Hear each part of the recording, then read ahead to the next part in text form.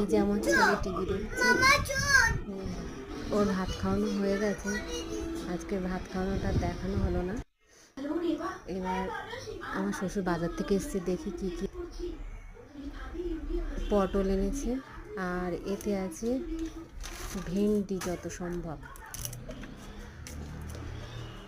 হ্যাঁ হ্যাঁ, ঠিকই বলেছে, ভেন্ডিই ছিল। আর কি এনেছে গিয়ে দেখি। ছেলের জন্য তো খাবার অবশ্যই আনবে। ও আজকেরও আইসক্রিম এনেছে ছেলের জন্য। আর এতে কি আছে, এতে আছে ম্যাগি।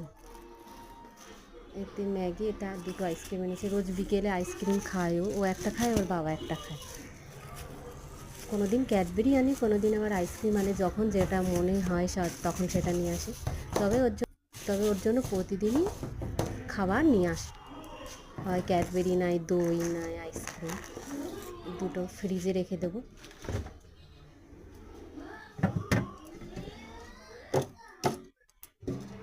ফ্রিজে রেখে দিলাম।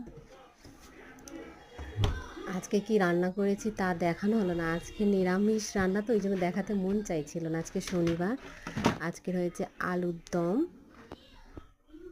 এই যে নিরামিষ আলুর দম, আর করেছি একটু শুক্তো। আজকের এক জায়গায় নাম আছে, মহোৎসব আছে, ওখানে যাবো রাত্রে, ওখানে খাবো, তাই দুপুরের মতো অল্প করে রান্না করেছি।